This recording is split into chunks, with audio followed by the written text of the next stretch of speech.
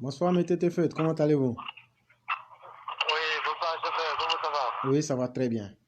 Et la journée? Oui, alhamdoulilah. Ah, C'est ça. Dieu merci. D'accord, Ok, ok. Donc, vous avez la parole. merci, chef. Mhm. Je dis comme ça, bonsoir à tous les Mao, tous les Chao. Je remercie encore tous ceux qui partagent le direct, de telle sorte qu'on puisse s'exprimer dans de bonnes conditions. Et encore pouvoir inviter d'autres esprits encore qui cherchent à se joindre à notre conviction et à notre combat. Donc je dis bonsoir à tout le monde. Ça fait, j'aimerais m'exprimer un peu sur la situation que traverse un confrère africain qui est le footballeur professionnel sénégalais. Mhm. Il y a quelque chose qui me désole et en même temps interpeller pas mal de personnes sur leur rôle. J'ai eu la chance comme ça d'être suivi et d'avoir des audiences. Voilà où on attend les Africains pour pouvoir défendre des valeurs, pour se faire entendre à un moment donné. Mais malheureusement, on ne voit pas ces influenceurs soi-disant, ces blogueurs soi-disant, se pencher sur ce problème-là. Est-ce un problème de réflexion? Et comme peut-être leur niveau de réflexion ne leur permet pas de développer ce genre de sujet-là et analyser les choses, même pour comprendre le message caché qui se cache derrière ce genre de comportement-là, est-ce ce qui provoque les silences? Je me pose la question. Mais nous, en tant que groupe de personnes éveillées et averties, on crie notre ras-le-bol à un moment donné à tous ceux qui veulent imposer comme ça, eux, les manières de voir les choses. On n'a rien contre le choix de tout un chacun. Mais je pense que la liberté de chacun doit être respectée. Et ta liberté se limite là où moi, ma liberté commence. Tu as fait ton choix, c'est ton choix en toute responsabilité. Mais viens pas m'imposer ton choix. Tu veux faire ton choix, tu l'as fait en toute responsabilité et personne ne te condamne pour ça. Mais je ne suis pas obligé de te soutenir dans ton choix parce que ce n'est pas ma vision, parce que ce n'est pas mes valeurs. Et quand on voit cette situation-là même, il y a des hommes politiques qui s'impliquent dedans, alors à partir de là aussi, je veux interpeller nos autorités pour qu'à un moment donné, notre collaboration dans ce monde-là se fasse sur de bonnes bases, où on accepte chacun avec ses valeurs et on essaie de construire un monde avec ça. On ne peut pas dire à quelqu'un de ne pas exister dans ce monde-là par rapport à son choix. Mais lorsqu'on n'a rien contre les autres, et parfois même on fait vu et ignorer sur ces personnes-là, alors il ne faudrait pas que ces personnes-là occupent trop la place pour venir faire de leurs choix la logique même et les normes de société. Et j'espère que les autorités africaines pourront soutenir ce frère-là et en même temps rappeler aux gens qu'on doit tous vivre avec notre liberté et avec nos valeurs. Tu veux manger du cochon, j'ai rien contre ton choix. Tu veux boire du vin, j'ai rien contre ton choix. Ne viens pas demander ma main pour pouvoir mettre ce morceau de cochon là dans ta bouche. Ne demande pas ma main pour te donner le vin. À un moment donné, il faut que ça s'arrête. À un moment donné, il faut que les Africains arrivent à crier les ras-le-bol. Et on interpelle ces politiciens français-là pour dire voilà votre comportement qui fait que aujourd'hui même des détracteurs qui utilisent la mauvaise manière pour communiquer, pour envenimer des situations et galvaniser des trucs avec la population africaine pour créer des situations d'anti-français. Revoyez votre manière de faire les choses. Prenez pas tout dans le sens politique. En en quête de popularité et venir encore donner du pain à ceux-mêmes qui sont déjà prêts à vous tordre le cou. Nul n'est pas fait, on est d'accord.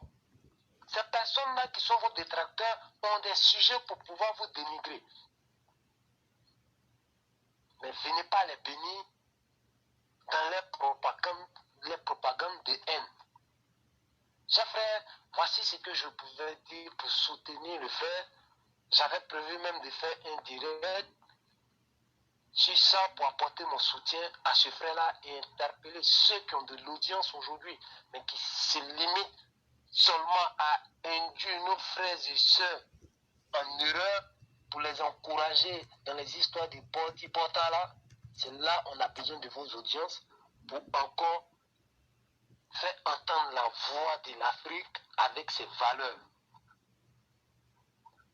Cher frère, si tu as quelque chose à rajouter sur ce sujet-là, je t'écoute. Non, voyez-vous, ce que vous dites, c'est malheureux quand on veut transformer la bonne morale en des anti-valeurs et transformer le mal en des valeurs sociétales. Et vous trouverez très peu de personnes. Ça a été une tradition, hein? Chaque fois qu'il y a le mal, tu trouveras très peu de personnes qui vont affronter la réalité et se déterminer de façon très claire, cher frère. Il ne faut pas t'attendre à ce que tu appelles là. Eux-mêmes sont les agents du mal. Parce qu'ils ont les audiences, ils ont ces audiences-là parce qu'ils défendent quelles valeurs. Voilà. Vous pensez que les émissions que nous faisons, on peut avoir de l'audience?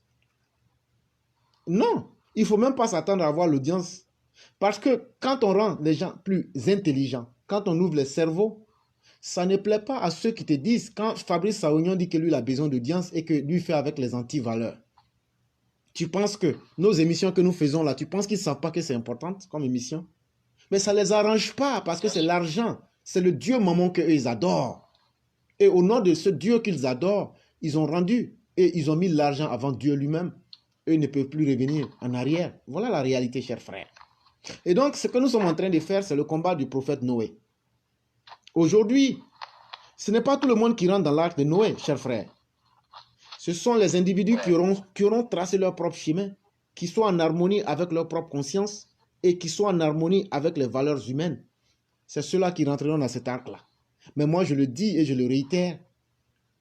La prochaine calamité qui va frapper l'humanité, ça va faire tellement mal. Ça va faire tellement mal. Vous pensez peut-être que je suis un illuminé, mais je suis en train de vous raconter l'histoire du monde. Que ce qui est arrivé à ceux qui nous ont précédés, nous on est devenus pire que ces personnes-là. Et donc notre sanction sera encore plus grave que les générations qui nous ont précédés. Parce que c'est la somme de toutes les malédictions. La somme de tout ce qui est arrivé à ceux qui nous ont précédés, c'est ce qui va nous frapper un coup. Et parmi les humains aujourd'hui, il y a beaucoup qui sont devenus tellement faibles qu'ils ne peuvent même pas prendre le courage en eux de détester le mal dans leur cœur. Les gens sont devenus tellement faibles, ceux qui peuvent parler n'ont plus le courage aujourd'hui de prendre leur bouche et de dire que le mal est le mal et que le bien doit être le bien. Et les gens sont devenus tellement faibles que ceux-mêmes qui sont les dirigeants aujourd'hui ne sont même pas courageux pour soutenir Macky Sall, ne sont même pas courageux pour dire, se mettre ensemble pour dire, c'est vrai que nous partons vous commander de l'argent, mais à la fin de la journée, nous vous rendons cet argent 10 fois, 100 fois. Et donc, n'essayez pas de rendre notre vie beaucoup plus misérable. Laissez-nous payer vos dettes selon les conditions que nous sommes données.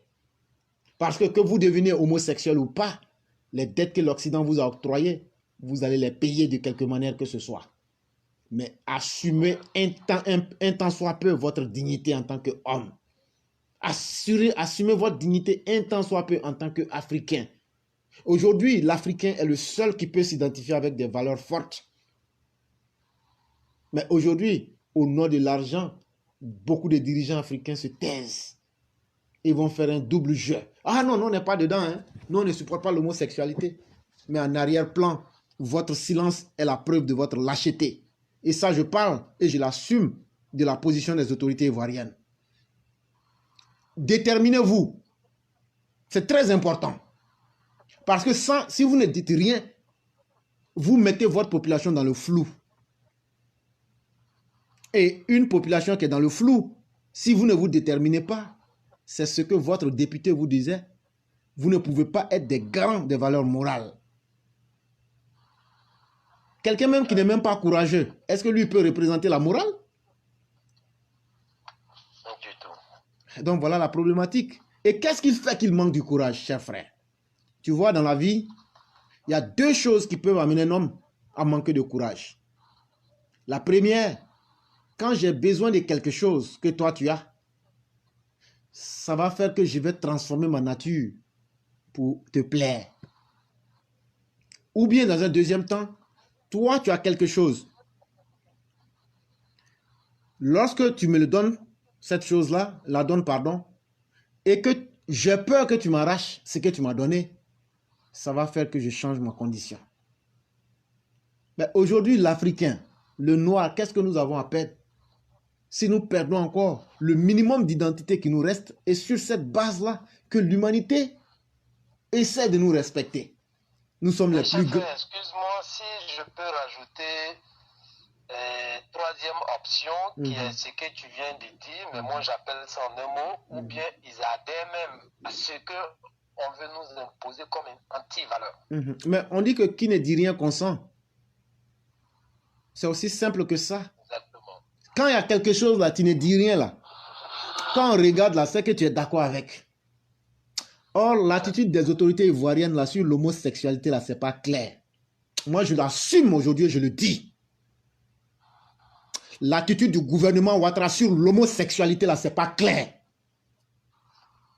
Et il faut qu'ils arrêtent ça. Il faut qu'ils disent clairement les choses. Macky Sall n'est pas plus courageux qu'Alassane Ouattara. Espérons que nos parlementaires arrivent à se prononcer dessus. Espérons bien. Espérons bien. Assez essuyé les bancs, mais on veut les entendre. Vraiment, s'ils sont à l'hémicycle, je crois que leurs pantalons et leurs écharpes ont suffisamment essuyé les sièges. Maintenant, on attend de voir s'ils peuvent au moins faire semblant de faire leur boulot. Voilà un parlement qui ne peut même pas définir les textes de loi clairement et être capable, quand les gens vont dans leur parlement, on pose les problèmes du moment et on en discute. Mais au parlement ivoirien, de quoi discute-t-on? Non, rien de bon. Quand même, c'est pas sérieux. Donc, merci, chers frères.